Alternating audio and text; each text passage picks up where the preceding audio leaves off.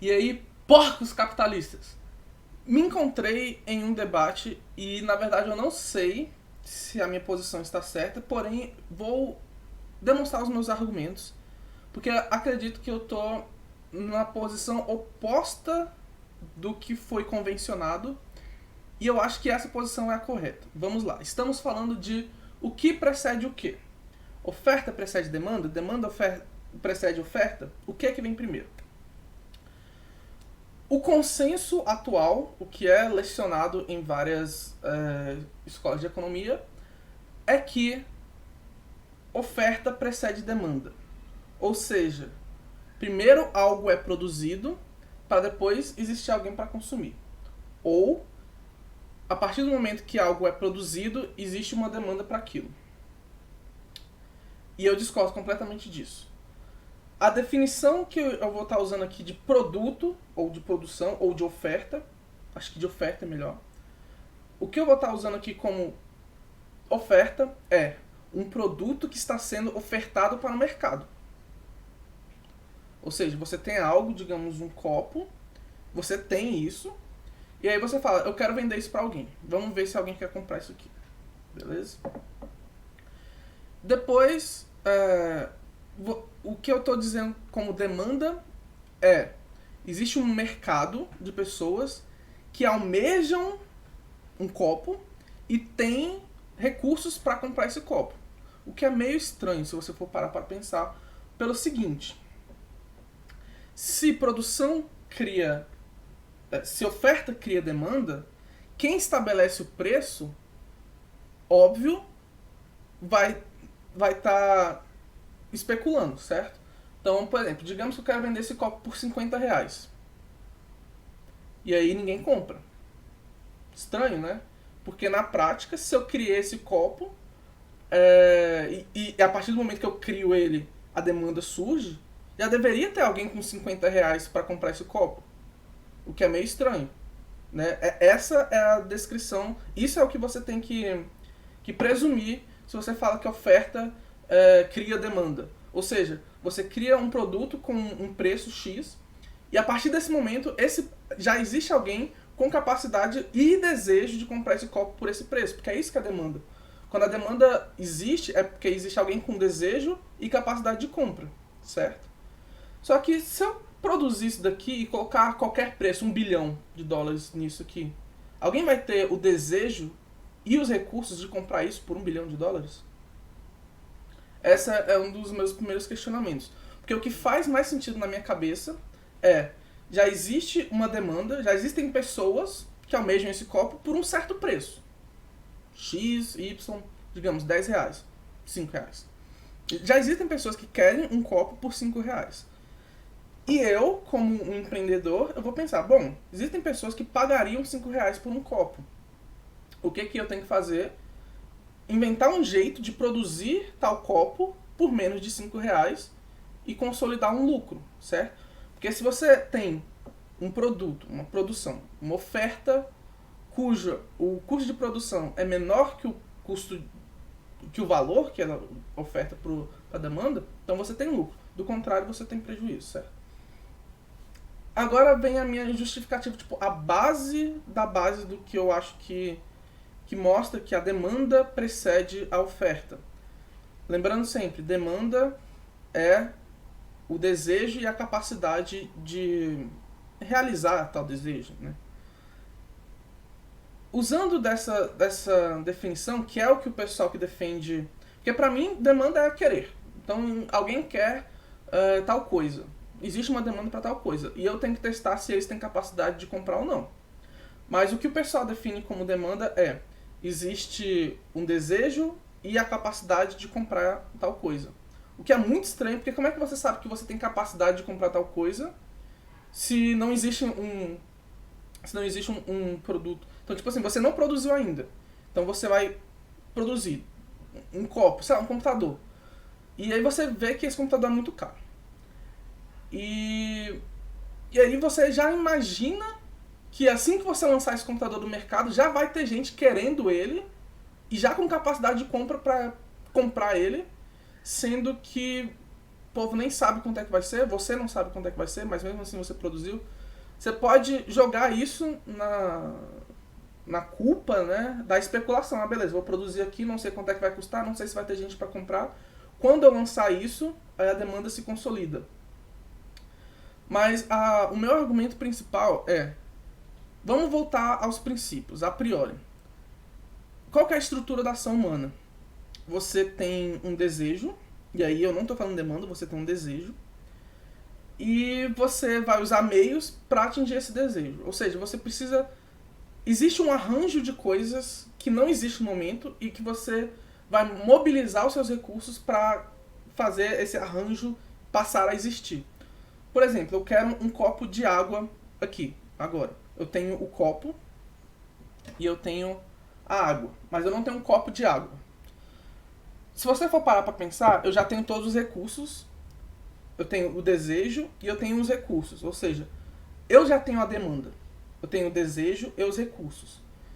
E a partir desse momento eu posso produzir um copo de água, certo? Tem um copo de água aqui. Pra mim parece que a produção, e nós que eu não estou falando de oferta, estou falando da produção. A produção procede da demanda, ela vem depois. Agora, a oferta vem a partir do momento que você bota esse copo de água, por exemplo, à venda, certo? Então, para mim parece que a demanda precedeu ainda a oferta. Porque eu quero vender um copo d'água. Eu tenho vários copos e eu tenho várias águas. Então eu vou produzir esses copos, né, do jeito que eu fiz aqui. Primeiro eu tenho os recursos, eu almejo tal coisa, vou colocar aqui a água no copo, e aí eu vou inserir esse copo no mercado. E aí ver se existe pessoas vão comprar isso. A galera fala que o que suporta a ideia de que a oferta precede a demanda é a lei de Say. Ou lei de... Eu não sei pronunciar direito, não sei se é lei de Say, lei de Say, mas é S-A-Y. Eu li a lei de Say e a única coisa que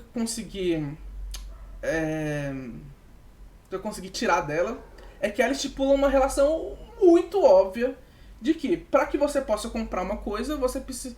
Isso já assumindo que você não vai roubar, né? Mas que para você consumir uma coisa, você precisa primeiro ter produzido. Ou seja, o que é que isso significa? Se eu quero comprar um celular, eu preciso ter produzido valor igual ou maior do que o custo de um celular.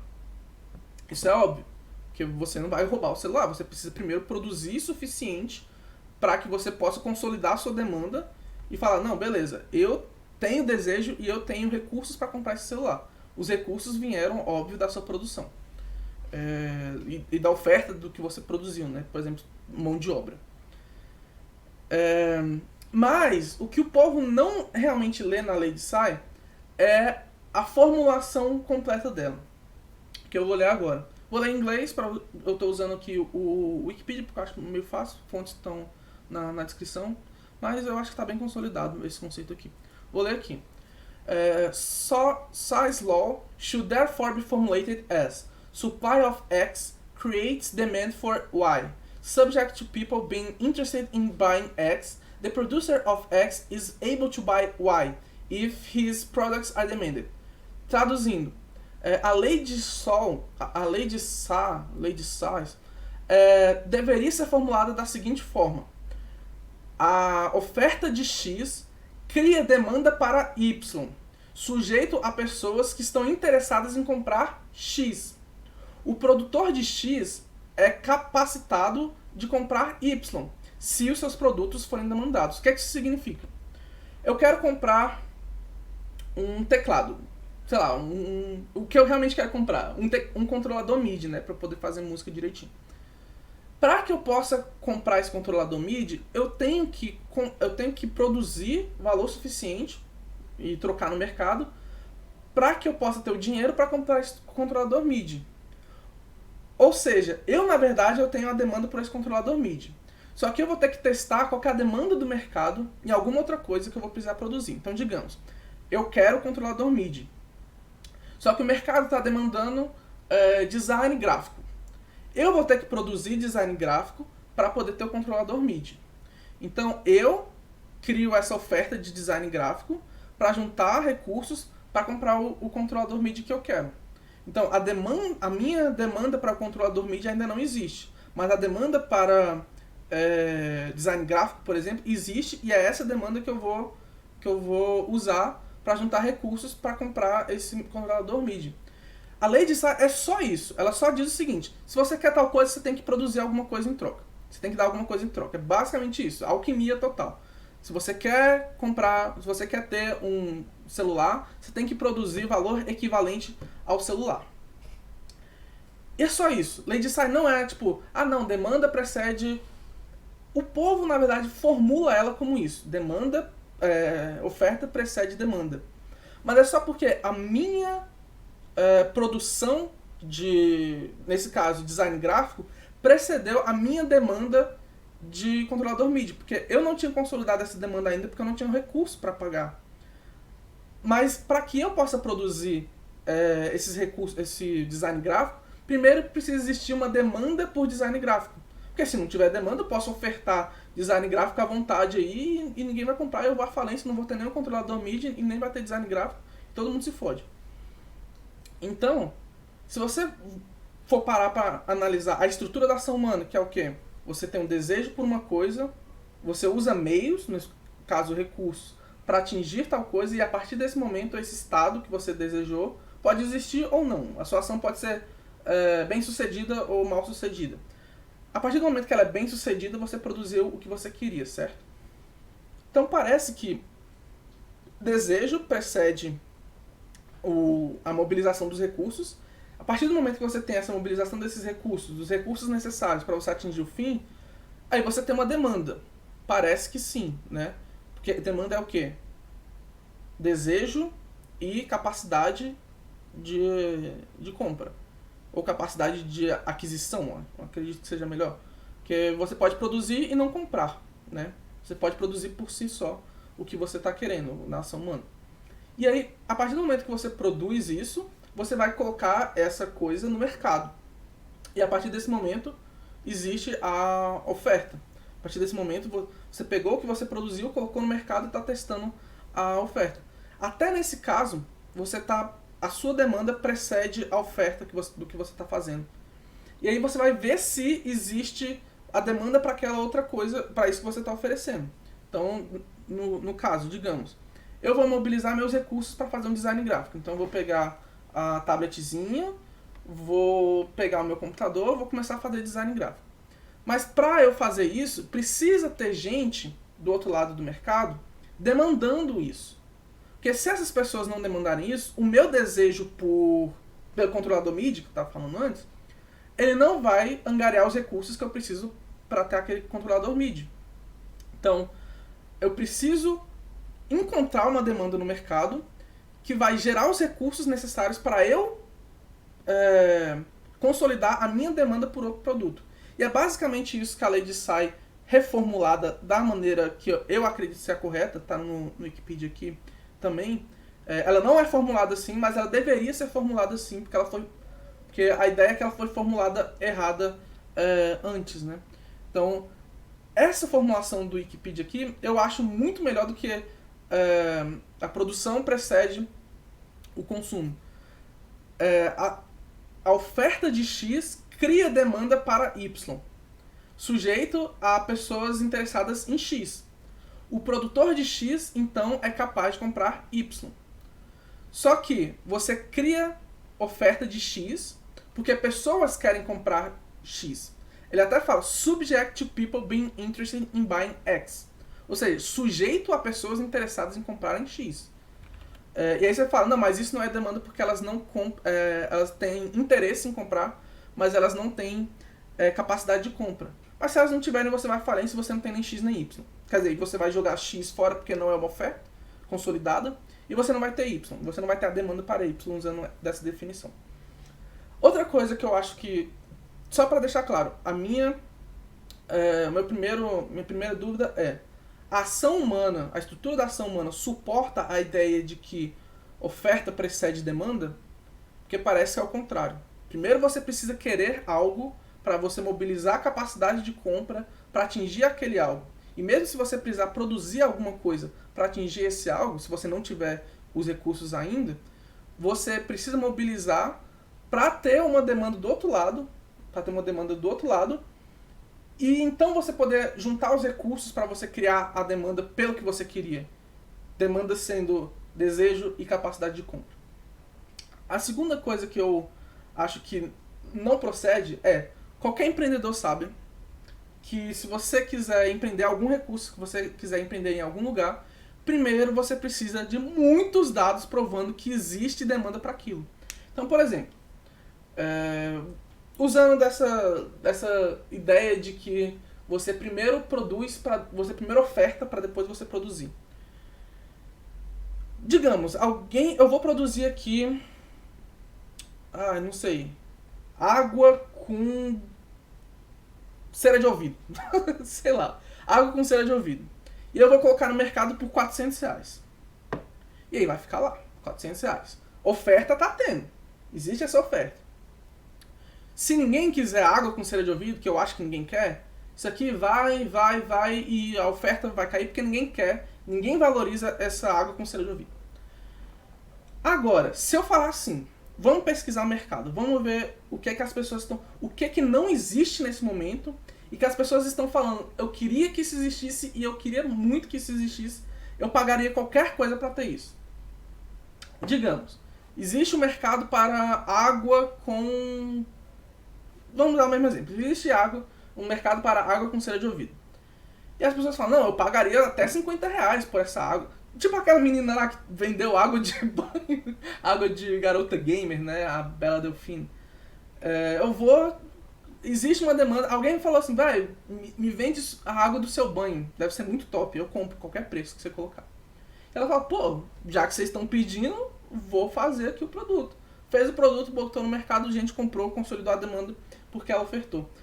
Alguém demandou isso antes. Ele falou, eu pago pra você me vender a água do seu banho. Agora imagina se ela fala assim, não, eu acho que eu vou vender água do meu banho porque sim, porque eu quero.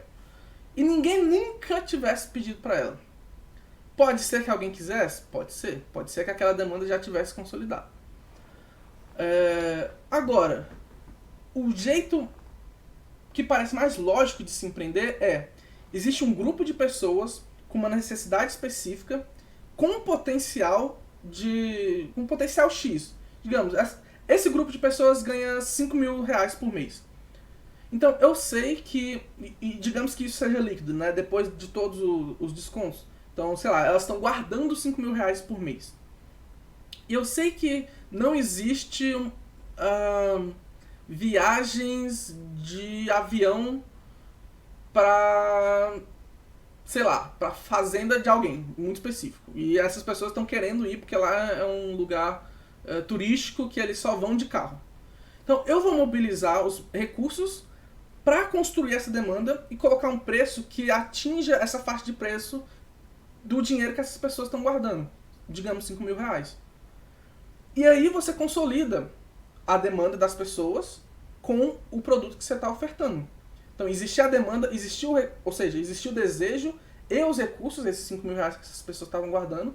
Você pesquisou, você viu que elas estavam interessadas nesse produto que não existia, porque se existisse elas não estariam interessadas, elas já estariam comprando. E aí você fala, beleza, eu vou construir isso e vai custar tanto, porque eu sei que eles estão guardando tanto.